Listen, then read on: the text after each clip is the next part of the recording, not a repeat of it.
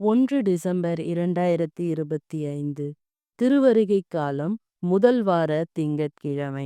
முதல் வாசகம் இறைவாக்கினர் ஏசாயா நூலிலிருந்து வாசகம். அதிகாரம் 4 இறைவார்த்தைகள் 2-6 முடிய. ஆண்டவர் வரும் நாளில் அவரால் துளிர்க்கும் தளிர் அழகும் மேன்மையும் வாய்ந்ததாய் இருக்கும்.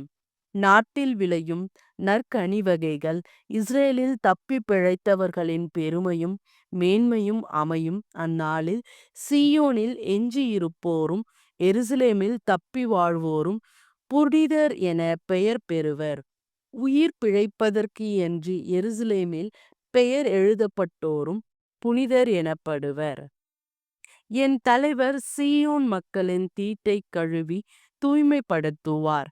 நீதியின்படி தீர்ப்பிடும் அவரது தன்மையாலும் நெருப்பு தன்மையொத்த அவரது ஆற்றலாலும் எருசலேமின் இரத்த கரைகளை கழுவி அதனை தூய்மைப்படுத்துவார்.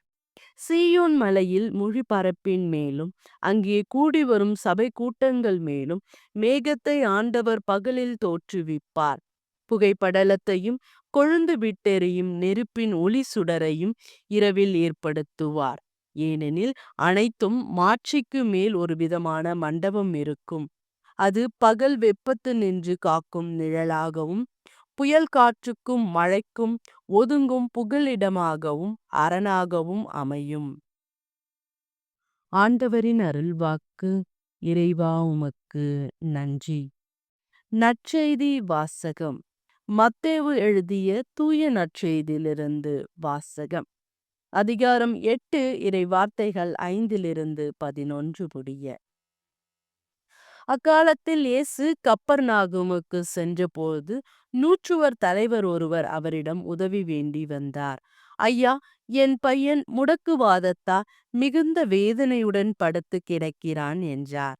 இயேசு அவரிடம், நான் வந்து அவனை குணமாக்குவேன் என்றார். நூற்றுவர் தலைவர் மறுமொழியாக, ஐயா, நீர் என் வீட்டிற்குள் அடியெடுத்து வைக்க நான் தகுதியற்றவன்.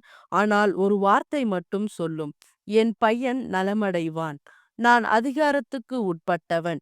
என் அதிகாரத்துக்கு உட்பட்ட படை வீரர்களும் உள்ளனர்.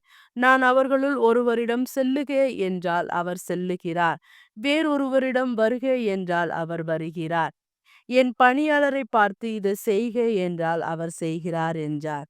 இதை கேட்ட இயேசு வியந்து தம்மை பின்தொடர்ந்து வந்தவர்களை நோக்கி, உறுதியாக உங்களுக்கு சொல்லுகிறேன், இஸ்ரேலர் யாரிடமும் இத்தகைய நம்பிக்கையை நான் கண்டதில்லை.